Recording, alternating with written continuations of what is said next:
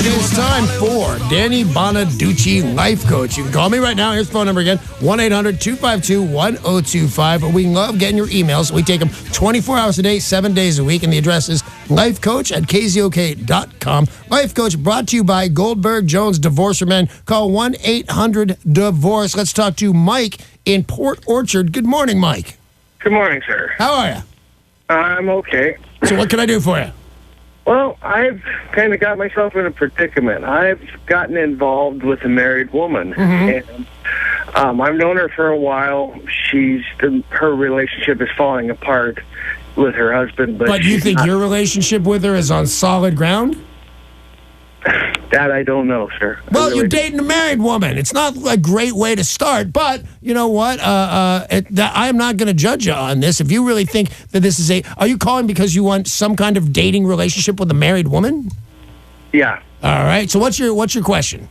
Well, she has some issues that are caused by the marriages falling apart, but she's not willing to do anything to get out of that situation to try to get herself better. She has a drinking problem, and the man she's with is abusive towards her. And well, my first question for you, Mike, is what is it about you that thought, I deserve this? This is the woman that's right for me. This is the relationship. Because they often say you get the relationship you deserve. So she's a married to someone else woman who's abusive to her and has a drinking problem. It's, no matter what, no matter how you try and sugarcoat it, it's a terrible relationship. And I think you deserve better, but I'm not in the driver's seat of your life. But you did call me, so I get to have a vote. Do you think that's the relationship that you deserve? No, not exactly. Do you think you deserve better than that? Yes. Okay. By the way, I do too. My full-on knee-jerk reaction thing to tell you is you need to get out of this. It's a disaster. And with a lot of relationships that are a disaster, I say stay in it so you find something new. There's no reason to be lonely. You need to cut bait right now. This is not the relationship for you. You deserve better. And I'm telling you right now, I promise you, whatever problems this lady has, like I drink too much, I'm very unhappy, nothing's going to get better when she's single. This lady's bad news. She's in a lot of trouble, and she's drama. And if you think you get to call up the life coach and say, I have a problem with this woman, what about her husband? He could call here and say, by the way, my drunk wife is cheating on me. No matter who knows this girl, Mike, they're in bad shape. You need to leave, okay, buddy? Okay. I appreciate that, man. I'm very glad you called because that's a serious, not playing around phone call. And he does. He deserves better. Everybody, you're like, how do you not know? Hey, I deserve better than this. So good luck. And I really do hope you move on and find better because you will. You're a good guy. This is Danny Bonaduce, life coach. Any kind of problem, he will help you. Make the call. And it's 800-252-1025. Brittany in Renton, you're on with Danny. Hi, Brittany. Hi. How are you? Good. How are you? Very well, thank you. What can I do for you? So my mom has been addicted to heroin and meth since I was about 14, and I'm 24 now. Well, I'm not sorry that you're 24, but I'm sorry that she's been addicted to heroin and meth most of your life. So my question is, okay. Basically, she says that she stopped a few weeks ago because she's kind of starting to go crazy, basically, which doesn't surprise me. She's been doing it for a while, so she's kind of losing her mind, and she thinks that people are killing her. Like, her boyfriend just got a restraining order on her. She doesn't have anywhere to go or anything. And this has happened to her a few times, but now she's actually, really losing her mind. And I live 2 hours away, so there's not really much I can do. And you know what I want you to do, Brittany? I want you to do this. If not right now, just a little bit later in the day, I want you to thank God on bended knee that this lady lives 2 hours from you. Because she'd be at your door right now going, honey, I took care of you when you were a kid. You got to take care of me. Well, I've got the self-inflicted shakes and paranoia from methamphetamine and heroin when you were just a kid. I'm mad at her, but, I'm a drug addict and alcoholic, luckily in recovery. But I don't want you, the first thing I don't want you taking her in no matter what, okay, Brittany? And we're going to try and find her some help. We really are. But let's just cut out the first thing we're not going to do. And I just don't want you to take her in. It would be such drama and danger. And I'll tell you, because I know meth heads and I know junkies, when your mother either starts freaking out and acting out in front of you or steals your stuff for drugs, and I believe that will happen, you'll never be the same young lady again when your own mother rips you off. So don't take her in. Promise me? Oh, yeah, no way. All right, thank you, Brittany. So what's your question for me? okay, I'm not usually one to help her because it's been a long time coming. She's done it for so long, I wouldn't take her in. I ran away when I was like 15. So I know not to deal with that. My whole family does it, but she's the worst in it, basically. Right. And I just, I don't know what to do because I don't want her to die. I mean, she's kind of in the deep end right now. And I feel like if she passes away, it's not that I'll blame myself, but I want to say that I did something, like get her in somewhere, and I can't force her. So I don't know if I have any options. Or Okay, well, listen to me, Brittany, because I love you. Here's the deal. I just remember telling a person yesterday that called in and said, what do I do about this and that? Should I call my daughter? Should I call my sister? I don't remember which it was. And she was a drug addict having really hard times. And I said, if you don't call and they pass away, and they might, you're going to be the one that did not call the person reaching out right before they died. But you, on the other hand, that's a little different. I want you to protect yourself at all times. And one of the things I really like about you, Brittany, is when you say, if and when she dies, that you already understand this is a full-blown possibility. And you said, I don't want to think it's my responsibility. And I think what's going to happen here is you just want to feel some kind of guilt and sorrow because she is your mother. But the fact is, she did bring this on herself. And I think you should prepare yourself as best as you can for if the worst happens. But is she ambulatory? Does she get around on her own? Does she go shopping? Does she wash her own laundry? I mean, she doesn't have a home, so she doesn't do those things, but she's ambulatory. She's just kind of losing it. All right. Well, we've established now. Have you talked to her? Do you say, hey, there's a place? Because I have a bunch of different numbers and websites here that I will happily give you. But does she talk about getting help? Because there's very little you can do to a person who does not want. It's not like arresting a person. If your mom doesn't want to go to hospital, you can't make her. It's really serious limits. You need to make somebody do something against their will. Does your mom want to get in any kind of recovery? She says it whenever she hits rock bottom and has no one to turn to, but then she either leaves rehab or she just doesn't go. Well, then there's your answer, because I think something's coming and you don't want to feel like you did nothing.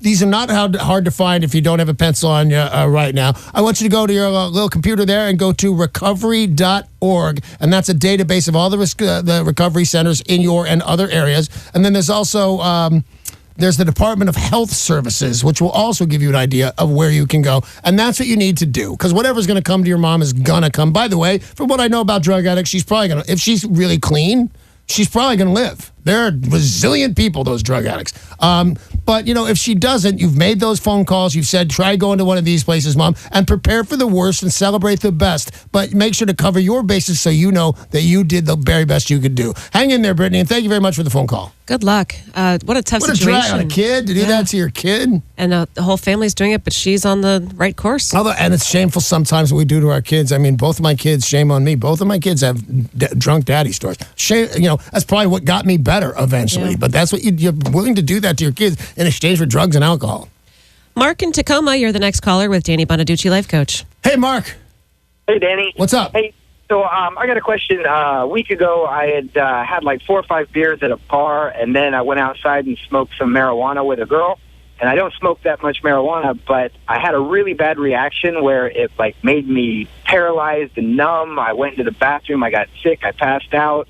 I was almost hallucinogenic, and actually an ambulance took me to the hospital, and they did tests, and there was no other substances on this marijuana. So have you ever heard of where mixing alcohol and marijuana gives you a really bad reaction like that? Sure, of course I have. Here, let me just take a guess here. I'm not a guess. It's a question. What position were you in when you were outside smoking pot and drinking? Just standing up. You were standing. Okay, my guess. I was going to guess. Did you just get really high and then stand up? Because that's happened. That's happened to probably most people that get high and go outside and sit down and smoke a couple of bongos. You fall over. By the way, I can't really condone drugs in my particular position. But yes, I've heard of it. You didn't break the law. I'm not positive that drinking 4 beers is too much for a grown man. You're breaking the law when you smoke it outside. But yeah, I've absolutely. Your question for me is, Danny, is that normal? Have you ever heard anything? And the answer is yeah. I believe you're absolutely fine. Smart move on going to the hospital. And if they found anything, they'd have said, hey, you shouldn't do this. You have a brain tumor. Or they didn't. They said, hey, settle. Don't smoke that much weed and drink that much. I appreciate that you called because it's a real question. Yeah, you're fine, Mark. You'll be fine. What's his solution? Smoke less pot and drink less and smoke less together. I mean, you're okay to do both those things, but don't. 4 bars just got cut down to 3. 8 bong hits got cut down to 5. You'll be fine. Maybe do them separately. Maybe separate. I don't know. Don't ruin this kid's buzz. Austin and Everett, you're on with Danny Bonaduce, life coach. Hey, Austin, how are you? I'm doing all right. What's up? So I just have a question about kind of an L&I thing. So I got injured on the job and injured my lower back. And so then I've kind of been seeing this doctor, which is paid for by L&I for a while now. Right. And he's pretty much kind of saying, well, this is about as good as it's going to get. But, I mean, I'm in pain every minute of every day. How much time have you seen the doctor? Has it been 3 months, 6 months? Since June. Well, I don't want to sit here and go, well, when that happened to me, but when that happened to me, I got the Black Angus Steakhouse restaurant chain paid for 6 months of me going to a doctor with me claiming I couldn't feel my left foot, and he would rub a little spiky thing against it, which totally hurt, but I had to pretend it didn't hurt. Got 6 months. So what's happening? Are they going to take your money away? Are you getting money right now? No, pretty much like when I was missing work, they kind of paid me for that, right. But the amount they pay me is way less than I make, so I kind of went back to work now. Oh, well, if you wanted to, and you know, I'm kind of against this, to be honest with you, but if you wanted to sue, you kind of blew that when you went back to work and were able to perform your jobs. Okay, so like L&I is just gonna like stop covering all this stuff, so I was just kind of wondering if I had any sort of legal. Yeah, you do. Are you in actual real pain? You're not kidding around? Yeah. Get a lawyer. The answer is really easy, and a lawyer will take it. Can you prove you're injured? Can you prove you got injured at work? There's videotapes of it. There you go, and they are. There's videotapes of you falling down or whatever. Oh, well, actually, I got attacked by a person. So nice way to bury the lead. Not tell me that. Oh man, you got attacked by a coworker. You're fine. You need to call a lawyer right now. You need to call a lawyer. Say what happened. He'll subpoena the videotape, and I don't know if you'll be rich, but you'll be all right. Okay, there's your answer, Austin. I appreciate it. Get yourself a lawyer, and you'll be fine. And just as a reminder, as you know, Danny, when you get a lawyer, you don't need to pay them. They'll just take a percentage. They'll take around 33% of what you win in court. And the fact that they take your case, if you're not getting married, proves at least your lawyer thinks you've got a good case. So, yeah, Austin, you need to call a lawyer right now. Got time for one more caller on Danny Bonaduce, life coach, and it is Jennifer in Seattle. Hey, Jennifer.